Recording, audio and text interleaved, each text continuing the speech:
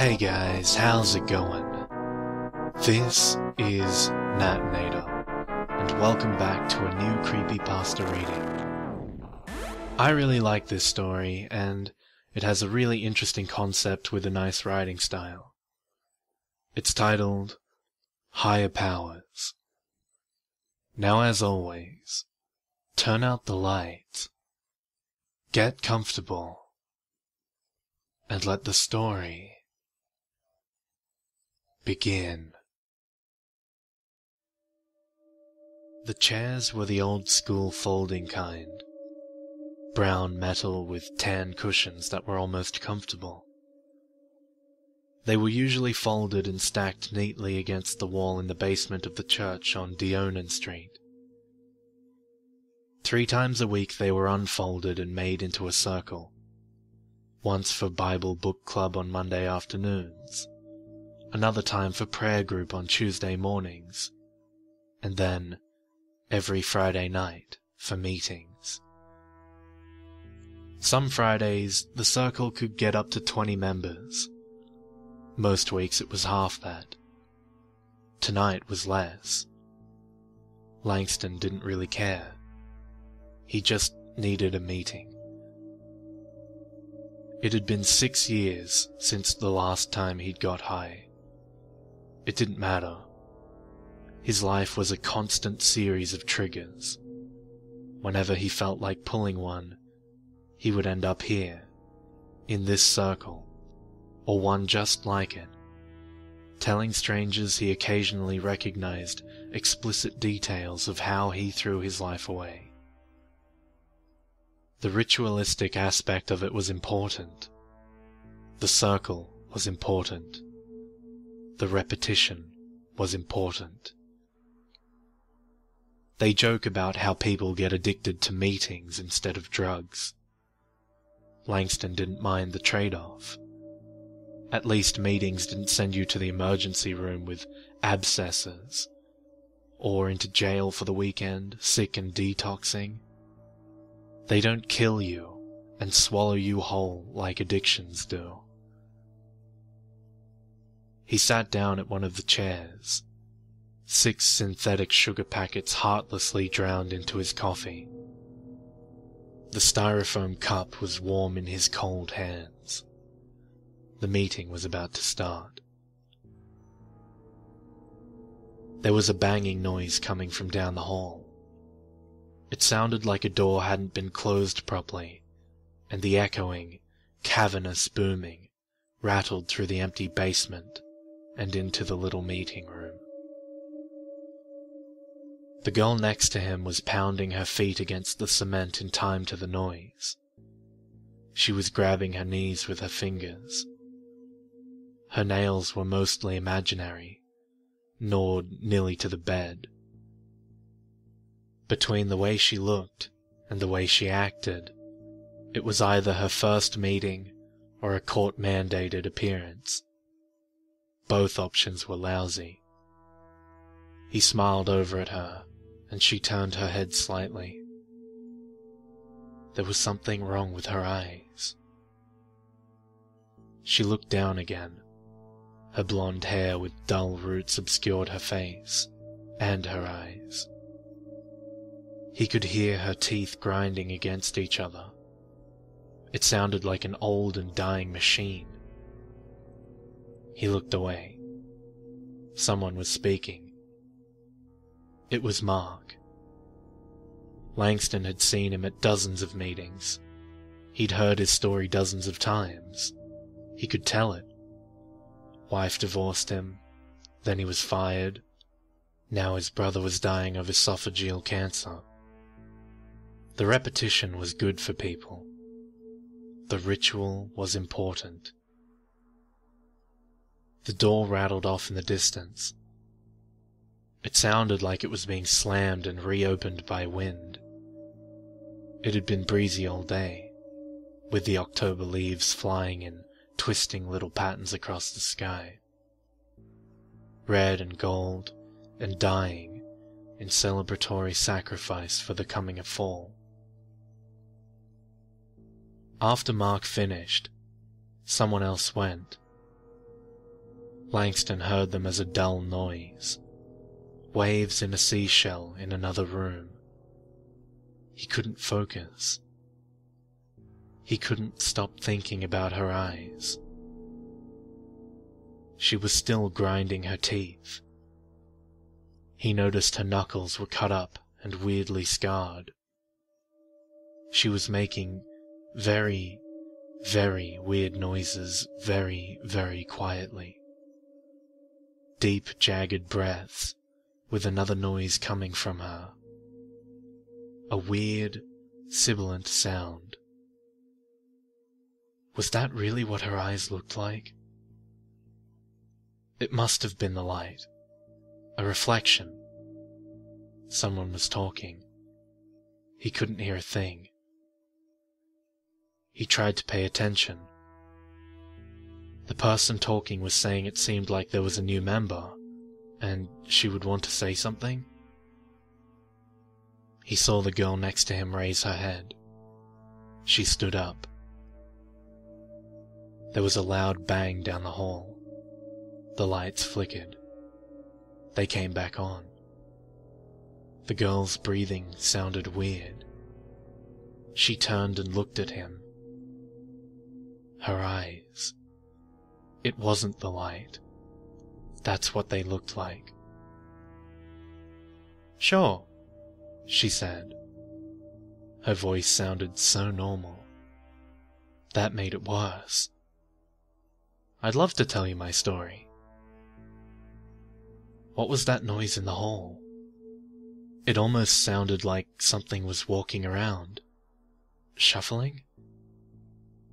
"My name is Emily." "Hi, Emily." Even Langston said it. It was automatic. The ritual only works if you participate. Repetition helps. This is my story. It started 3 years ago, the first time I got high. My mum had surgery on her knee. I tried some of her pain meds. They were awesome. I collapsed on the couch after taking them. I was made of cumulus clouds and unicorns. I was composed of rainbows and garden gnomes, so I took more obs. Then some more. Then I got some from my friends. Then pills cost too much. Then I found out heroin was a lot cheaper than prescription pills, and much easier to get. The next part is the part in Behind the Music Before the Comeback, she said, and pushed her hair back. Langston saw someone stare. Did they see the eyes? I got really messed up on heroin. My friends weren't always my friends. I did a lot of things I really regret. I should have died. I wish I did. I would have been better than this. Maybe. She smiled. What was going on with her jaw? It seemed to pulse. Another noise in the hall. 2 months ago, me and my friend were trying to score. We were getting sick. We were sleeping in an underpass. We didn't have anything. My friend, Amy, she drew a circle, like this. Something was outside in the hall. Langston knew there was something. It wasn't a loose door. It was moving and getting closer. He wanted to get up and run out. He felt like he couldn't move. Instead, he just listened to the noise. A rattling noise. A hissing, like air escaping a tire. We decided we were going to call something to help us. Get us high or whatever. To not feel sick or something. Whatever, it doesn't matter now. In the hallway, the noise grew louder. A hypnotic, rattling, circular noise. Anyway, we made the circle. We called it, and it showed up. It immediately showed up. Like it had just been waiting for this moment forever. I guess it had. Mark with the divorce and unemployment and dying brother stared at her. All the veins in his neck stuck out, like new blades of grass in the summer. The first thing that happened was, it killed Amy. Dead. Totally dead. And then, it ate her. After that it spoke to me.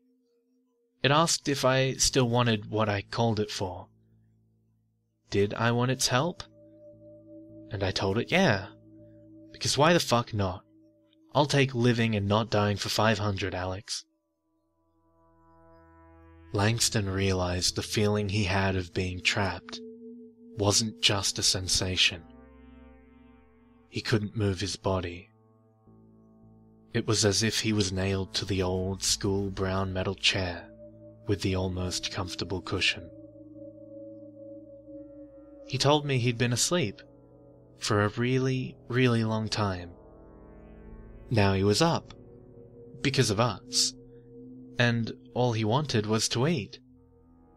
And he didn't really ever want to stop eating again, so we made a deal. If I helped him out and brought him to places where he could eat, he'd help me out.